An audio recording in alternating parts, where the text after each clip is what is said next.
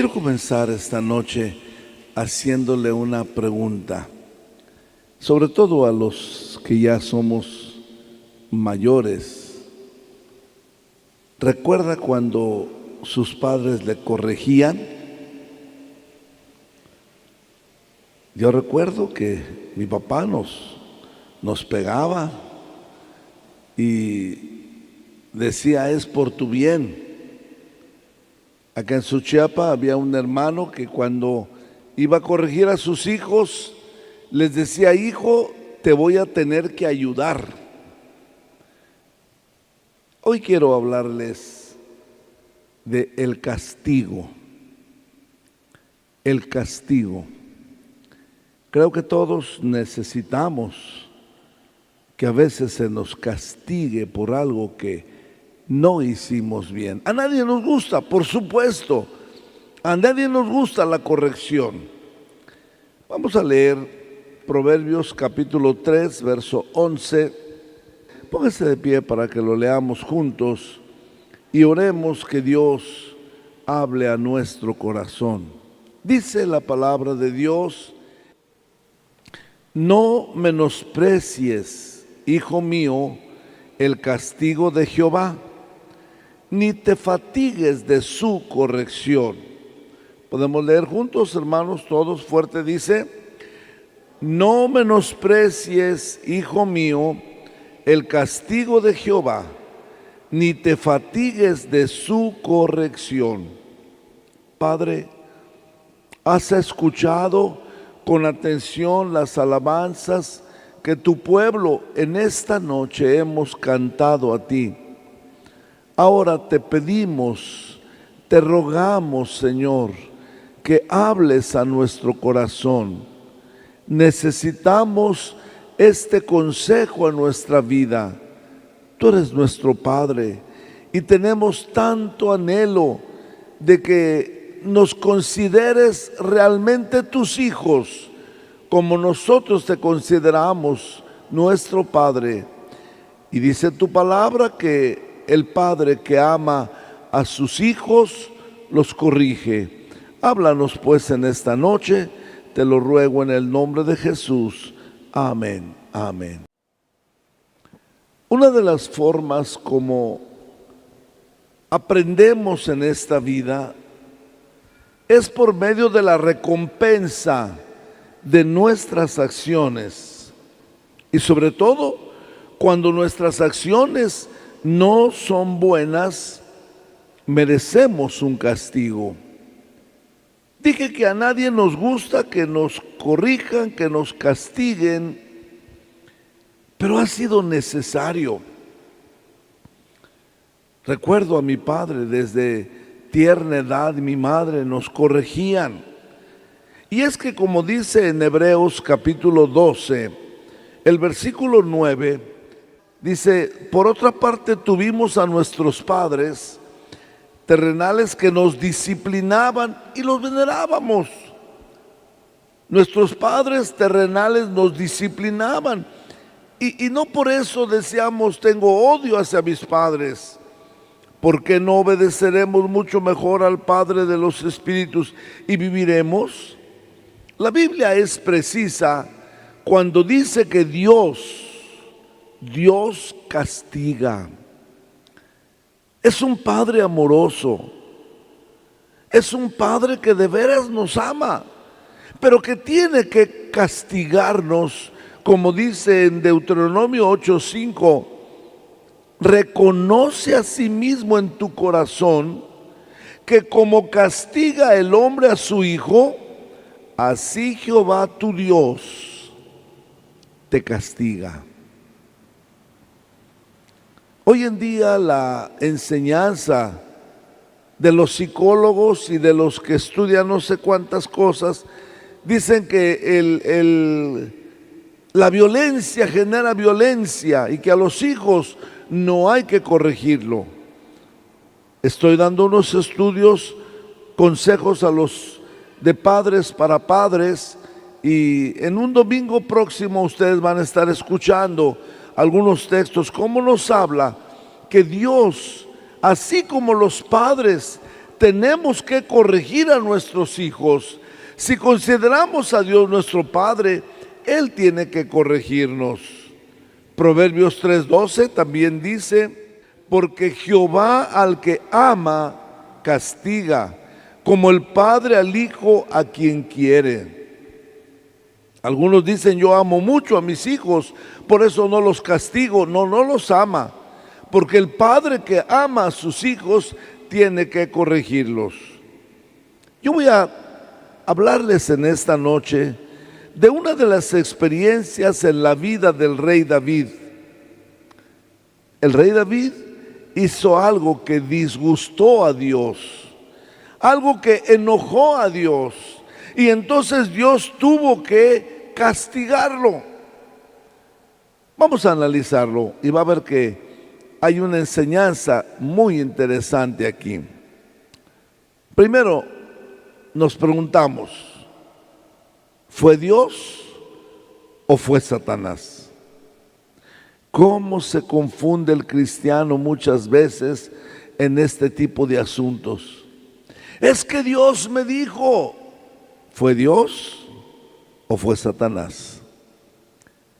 A David se le ocurrió algo. Haz un censo, a ver cuántos soldados tienes por si tengas que enfrentar una guerra. La idea parece buena, haz un censo.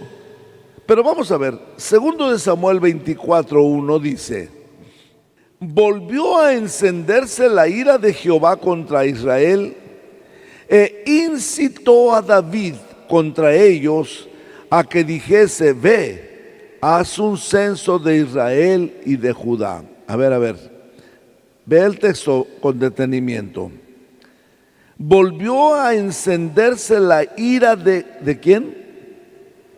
De Jehová contra Israel, e incitó a David contra ellos a que dijese: veas un censo de Israel y de Judá. Este versículo claramente dice: Jehová incitó a David a que hiciera un censo. Ahora, primer libro de Crónicas, capítulo 21:1. ¿Lo leemos? Pero Satanás se levantó contra Israel e incitó a David a que hiciese censo de Israel. Por fin, ¿fue Jehová o fue Satanás? Regrésame al anterior. Jehová contra Israel e incitó a David. Este texto dice que Jehová incitó a David a que hiciera un censo. Y el siguiente dice: pero Satanás se levantó contra él e incitó a David a que hiciese un censo. A veces, cuando no profundizamos en el estudio de la Biblia, nos confundimos. No, pues entonces aquí tiene un error, porque dice una parte que fue Dios y otra parte dice que fue Satanás. Hermanos, cuando nosotros estudiamos más a fondo la Biblia, entonces descubrimos y aprendemos cuál fue la razón. Aquí el primer versículo dice que Jehová le incitó a David: haz un censo para que sepas cuántos soldados tienes. Y el otro dice: Satanás le dijo: haz un censo. Tenemos que leer un poco más.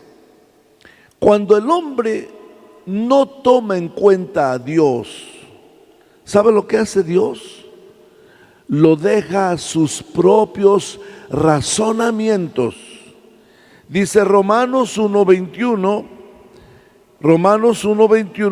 pues habiendo conocido a Dios, no le glorificaron como a Dios ni le dieron gracias, sino que se envanecieron en sus razonamientos, se hicieron vanos en sus razonamientos, y su necio corazón fue puesto en tinieblas, fue entenebrecido. ¿Por qué? Porque no conocieron a Dios. ¿Qué es lo que hizo Dios? David en un momento dado no tomó en cuenta a Dios. Entonces Dios lo dejó a sus propios razonamientos. No es que Dios le haya dicho, haz un censo, lo dejó. Esto lo explica más claro. En Isaías 55:8 dice, mis pensamientos no son vuestros pensamientos, ni vuestros caminos mis caminos, dice Jehová. El hombre que no está con Dios va a pensar diferente de Dios. Y si le queda duda si fue Dios o Satanás, Santiago 1:13-15 dice claramente esto, véalo. Cuando alguno es tentado, no diga que es tentado de parte de Dios. No diga es Dios el que me tentó, porque Dios no puede ser tentado por el mal, ni Él tienta a nadie. Sino que cada uno es tentado cuando de su propia concupiscencia es atraído y seducido. Entonces, la concupiscencia, después que ha concebido, da a luz el pecado, y el pecado, siendo consumado, da a luz la muerte. En este pasaje vemos entonces que Dios dejó a David a sus propios pensamientos, y de ahí se agarró el diablo para moverlo a que hiciera un censo. ¿Para qué un censo? Si David siempre sabía que contaba con la ayuda de Dios. ¿Por qué saber con cuántos hombres contaba si sabía que contaba con la ayuda de Dios? Por eso mi segunda pregunta, ¿para qué un censo? David siempre había dependido de Dios, y al querer saber con cuánta gente cuento, entonces quiere decir que su fe no estaba puesta totalmente en Dios, sino en la cantidad de soldados que él tenía. Hermanos, David no necesitaba saber cuántos soldados tenía. Tenía a Dios, y con eso basta, aleluya. Dice Jeremías 17:5, así ha dicho Jehová, maldito el varón que confía en el hombre y pone carne por su brazo, y su corazón se aparta de Jehová. Realmente David no tenía por qué confiar en la cantidad de soldados que él tenía. No tenía que confiar, tengo tantos soldados, puedo enfrentar. No, hermanos. Por eso dice que el hombre que confía en el hombre cae bajo maldición. Además, Zacarías 4:6 dice, entonces respondió y me habló diciendo, esta es palabra de Jehová a Zorobabel, que dice, no con ejército ni con fuerza, sino con mi espíritu, ha dicho Jehová de los ejércitos. Al nombre de Dios, hermanos, sea la gloria. No es con la fuerza del hombre, no es con ejército ni con fuerza. David estaba fallando. David estaba haciendo enojar a Dios. ¿Para qué contar los soldados si tenía a Dios? ¿Para qué confiar en la cantidad de soldados si confía en Dios? Además, nosotros, por ejemplo, en el Nuevo Testamento tenemos otras promesas adicionales. Por ejemplo, 2 Corintios 10:4 dice, las armas de nuestra milicia no son carnales, sino poderosas en Dios para la destrucción de fortalezas. Hace unos días a mí me hacían una pregunta, pastor, ¿por qué usted no lleva a los hermanos del templo auditorio a marchar por la avenida central para pedir más seguridad al gobierno? Eso hace la gente que no tiene a Dios. Eso hace la gente que no confía en Dios. Porque aquí dice, nuestras armas no son carnales. Eso hacen. Hoy parece que hubo una manifestación también y todos los días hay problemas. Gente que le exige al gobierno, Yo conozco al que puso al gobierno y puedo decirle al que puso al gobierno que él hable a su corazón. Aleluya. ¿Por qué David entonces mandó hacer un censo? Estaba desconfiando. ¿Sabe que la Biblia dice que David ganó muchas batallas sin un solo disparo, sin una sola flecha, sin una sola batalla? Dice 2 de Crónicas 20:15, oiga este texto, y dijo: oíd Judá todo, y vosotros moradores de Jerusalén, y tú, rey Josafat, Jehová os dice así: no temáis, ni os amedrentéis delante de esta multitud tan grande, porque no es vuestra la guerra, sino de Dios. Aleluya. No te preocupes, hermano, si hay alguien que quiere hacerte daño, el pleito no es contigo, el pleito va a ser con Dios. Aleluya. Entonces vamos a ver.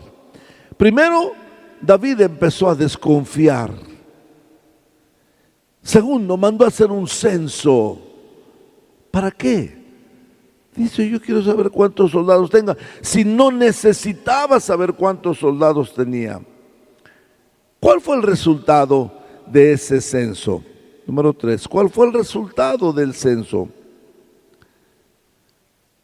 No era como ahora, que vía internet rápido tenían los resultados.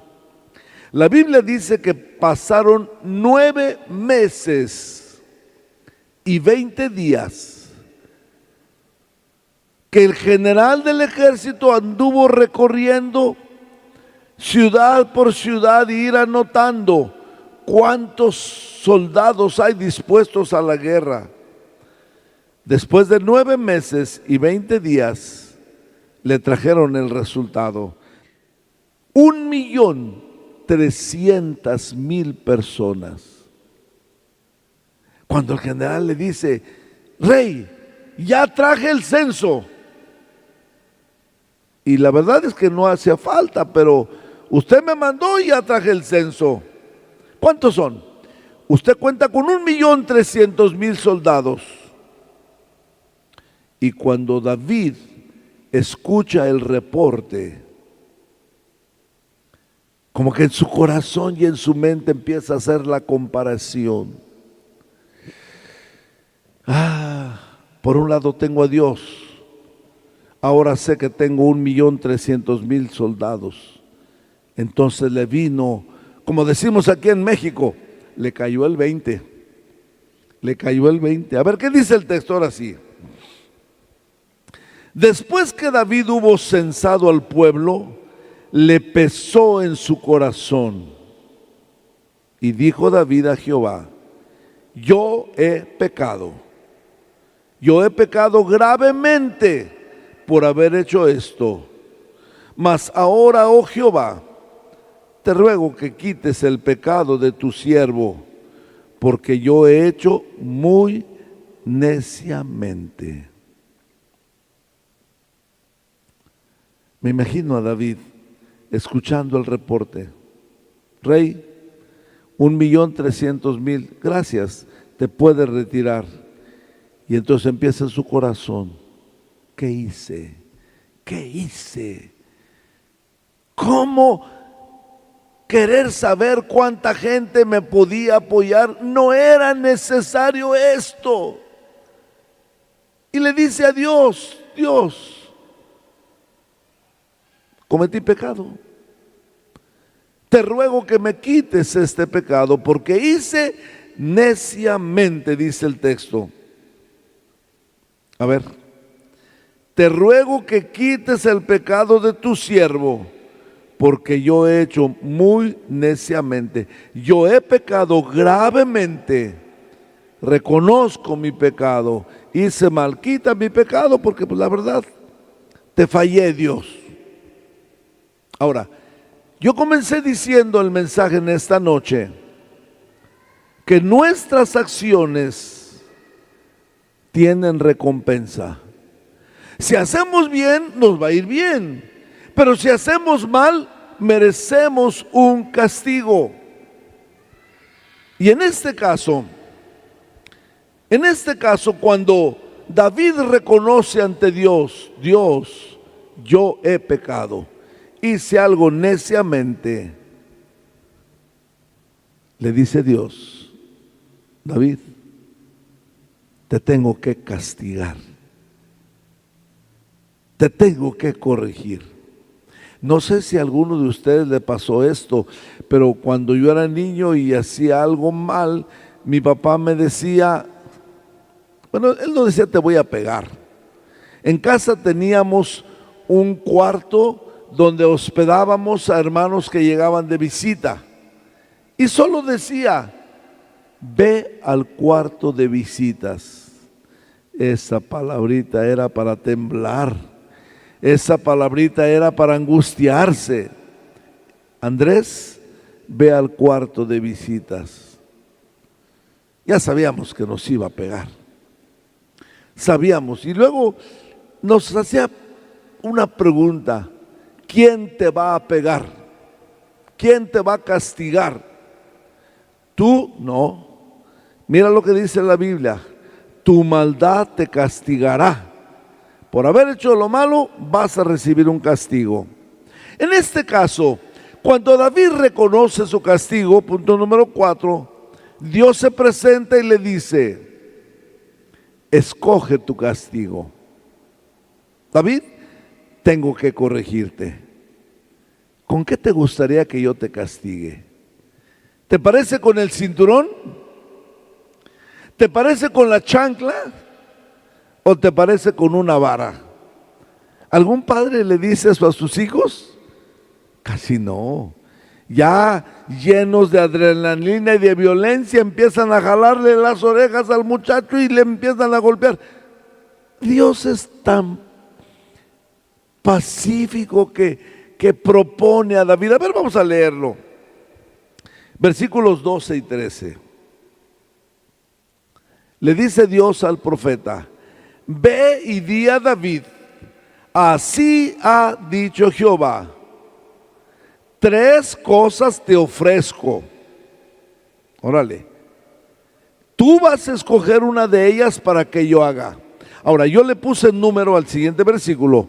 Los números no los trae la Biblia, pero yo lo puse. Vino pues Gad, el profeta, a David y se lo hizo saber y le dijo, número 1, ¿no puede leer? ¿Quieres que te vengan 7 años de hambre en tu tierra? ¿Quieres que te vengan 7 años de hambre en tu tierra? Número 1. Número 2. O que huyas 3 meses delante de tus enemigos y que ellos te persigan. A ver, regresa al anterior. Número 1. 7 años de hambre. Número 2. 3 meses que andes huyendo delante de tus enemigos y que ellos te anden persiguiendo. O número 3, que 3 días haya peste en tu tierra. Piensa ahora y mira qué voy a responder al que me ha enviado. Qué lindo es Dios. Te tengo que castigar. Escoge, ¿con qué te gustaría que yo te dé? ¿Qué castigo crees tú que puedes merecer? 7 años de hambre, 3 meses siendo perseguido por tus enemigos, o 3 días de peste. Tú dirás, de que te voy a castigar, pero escoge. Si usted estuviera en el papel del rey David, ¿qué escogería?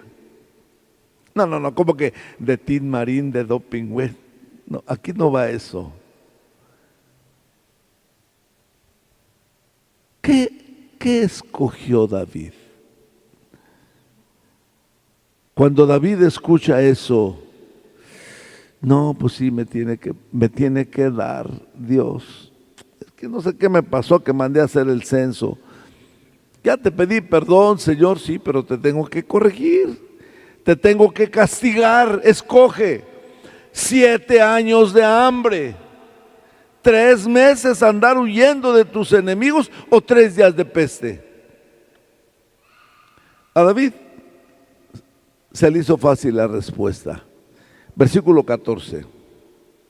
Entonces David dijo a Gad, al profeta: en grande angustia estoy. Estoy en grande, como diciendo, en un dilema grande me encuentro ahora. Pero en fin, caigamos ahora en mano de Jehová, porque sus misericordias son muchas, mas no caiga yo en manos de hombres. Como diciendo, profeta, dile a Dios que me dé con lo que Él quiera. Le dejo la decisión a Él. Lo que sí es que no quiero caer. Ya de entrada está descartando los 3 meses siendo perseguido de sus enemigos. Entonces nada más quedaron 2 opciones: 7 años de hambre o 3 días de peste. Y entonces viene la respuesta de Dios. Versículo 15. Y Jehová envió la peste sobre Israel desde la mañana hasta el tiempo señalado. ¿Cuántos días? 3 días. Wow. Y murieron del pueblo desde Dan hasta Beerseba 70,000 hombres. Cuando la Biblia habla desde Dan hasta Beerseba, Dan es la ciudad que está más al norte, Beerseba es la que está más al sur. Es como decir, de Tijuana a Tapachula, es abarcar todo el país. 70,000 hombres. De repente el rey David ve pasar un cortejo fúnebre, un muertito por ahí, y otro, y otro, y otro, y otro, y otro. 70,000 muertos, hermanos. Llegó el momento, porque dice que fueron los 3 días que Dios dijo. Ya para el 3er día, hermanos, David no aguantó. Yo me lo imagino parado en su palacio. Allá van a sepultar uno, allá van a sepultar otro, 2 más de este lado, 5 más por el otro. Hermanos, 70,000 en solo 3 días. Dice el versículo 17 que le dijo a Dios: David dijo a Jehová, cuando vio al ángel que destruía al pueblo: yo pequé, yo hice la maldad. ¿Qué hicieron estas ovejas? Te ruego que tu mano se vuelva contra mí y contra la casa de mi padre. Estas ovejitas, estos cadáveres que van a sepultar, estas familias que están enlutadas, no tienen la culpa de lo que yo hice. Dios, por favor, ya no los castigues a ellos. Vuélvete contra mí, contra mi familia, contra la casa de mi padre. Pero ya, estas ovejas no tienen ninguna culpa. La verdad, hermanos, es que Dios nunca va a castigar al inocente. Dice Ezequiel 18:20, el alma que pecare, esa morirá. El hijo no llevará el pecado del padre, ni el padre llevará el pecado del hijo. La justicia del justo será sobre él, y la impiedad del impío será sobre él. Entonces, ¿por qué se estaba muriendo la gente? A veces, hermanos, nos olvidamos que la gente sufre por nuestras consecuencias. No que Dios castigara a esas familias por culpa de David. Las consecuencias, el castigo fue: van a venir 3 días de peste en tu tierra. Y por supuesto, esos 3 días de peste trajeron a que aquellas 70,000 personas murieran. ¿Qué hizo David? La Biblia dice en Éxodo 34:7, es un ejemplo que tengo aquí, que guarda misericordia a millares, que perdona la iniquidad, la rebelión y el pecado, y que de ningún modo tendrá por inocente al malvado, que visita la iniquidad de los padres sobre los hijos y sobre los hijos de los hijos, hasta la tercera y cuarta generación. Las consecuencias de que alguien peca siguen. Y muchas veces la persona no se da cuenta que por su pecado otros están sufriendo. Yo imagino a David parado ahí en el palacio. ¿Qué culpa tienen esas ovejitas? ¿Qué culpa tienen? Otra familia llorando, y cada persona que lloraba le partía el corazón. Yo soy el culpable. Ellos no merecen estar muriendo. Al fin, ¿cómo terminó este asunto? ¿Cómo se acabó la peste? David fue y compró un terreno, edificó un altar. Venía la muerte. Entonces se adelanta David, se pone en una parcela de un hombre y le dice: quiero que me vendas esta parcela. Voy a hacer un altar aquí a Dios para que cese la mortandad de esta peste. Y ahí fue donde David dijo su famosa frase, que está en el versículo 24. El dueño del terreno le dijo, se llamaba Arauna, y el rey dijo a Arauna, le dijo el dueño: te la regalo, rey, te regalo esta propiedad, haz el altar a Dios. Y el rey dijo a Arauna: no, sino por precio te lo compraré, porque no ofreceré a Jehová mi Dios holocaustos que no me cuesten nada. Entonces David compró la era y los bueyes por 50 siclos de plata. Hizo el altar, pagó la tierra, hizo el altar, y dice el versículo 25: edificó allí David un altar a Jehová, sacrificó holocaustos y ofrendas de paz, y Jehová oyó las súplicas de la tierra, y cesó la plaga en Israel. Tengo aquí, hermanos, una conclusión a todo esto. Si tu corazón no se conmueve al ver a los cercanos a ti sufriendo, entonces, ¿qué esperas para reaccionar? Tu familia está sufriendo, tus hijos están sufriendo, tu cónyuge está sufriendo. Al igual que David, veía aquellos cadáveres que los iban a sepultar y él decía: yo soy el culpable, yo soy el culpable, ellos no tienen ninguna culpa.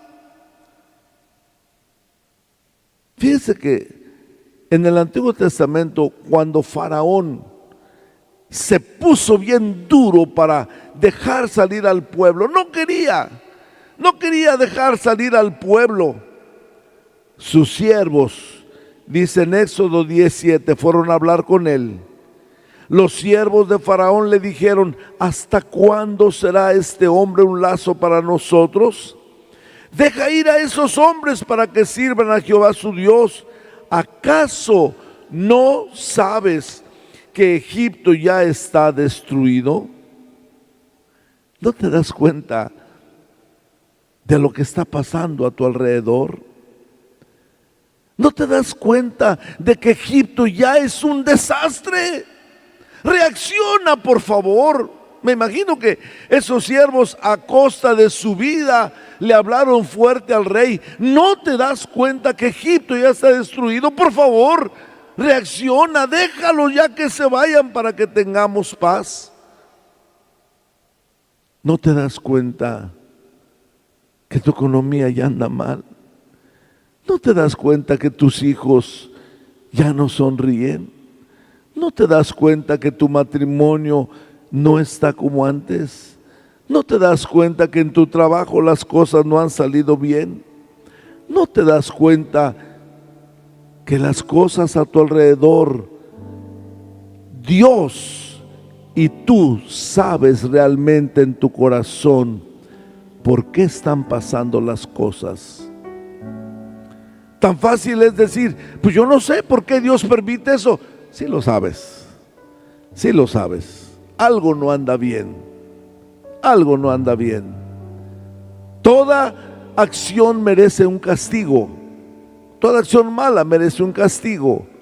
En este caso, Dios le dijo a David, te propongo 3 cosas, escoge. Lo más maravilloso es que esta noche Dios no ha venido a decirte, escoge con qué quieres que te dé. ¿Una enfermedad? ¿Un accidente? ¿O un problema que te lleve a la cárcel por decir algo? No, no, no. Él ya no quiere proponerte que escojas tu castigo. Dice en Ezequiel 33:11, vivo yo, dice Jehová, el Señor, que no quiero la muerte del impío, sino que se vuelve el impío de su camino. Ya no quiero que el impío sufra. Volveos de vuestros malos caminos. ¿Por qué moriréis, oh casa de Israel? Ya no quiero proponerte castigo. Al contrario, Isaías 1:18 dice, venid luego, dice Dios, y estemos a cuentas. Si vuestros pecados fueren como la grana, como la nieve serán emblanquecidos. Si fueren rojos como el carmesí, vendrán a ser como blanca lana. Ya no te propone Dios, escoge con qué quieres que te castigue. ¿Y sabe por qué? Porque el último texto, Isaías 53:5 dice, Él herido fue por nuestras rebeliones. Él fue molido por nuestros pecados. El castigo que usted y yo merecíamos, ya no te dice Dios, escoge con qué quieres que te castigue. Él ya castigó a su Hijo por nosotros. El castigo de nuestra paz fue sobre Él. Por eso ahora lo único que Él nos pide, ¿quieres aceptar que Cristo llevó tu castigo para que tú no sufras? Otros están sufriendo por causa de haberle fallado a Dios. Pero Dios en su misericordia, Él no te quiere castigar. Él te quiere perdonar. Ya de castigo, ya castigó a Jesús. Cristo murió por nosotros. Pónganse de pie, hermanos.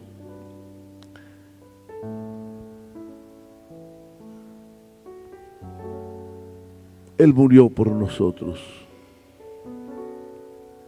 Es tiempo de que usted tome una decisión. Si usted dice, yo no quiero que Jesús, no creo que Jesús haya muerto por mis pecados, entonces usted va a ser castigado. Pero si usted reconoce que Cristo murió en la cruz por sus pecados, gracias por la cruz, Él llevó nuestro castigo. Usted que me está escuchando en casa, usted que escucha este mensaje, Cristo ya fue castigado. Ya no hay que buscar opciones. ¿A ti con qué te castigo? Si usted recibe a Cristo en su corazón. Y dice el texto último que leíamos aquí, herido fue por nuestras rebeliones, molido por nuestros pecados. El castigo de nuestra paz fue sobre Él, y por su llaga nosotros somos curados. Vamos a cantarlo, y mientras lo cantamos, usted tiene la oportunidad de venir al altar y decir, gracias por haber sufrido el castigo que yo merecía y puede venir a pedirle para que Él le sane sus enfermedades también.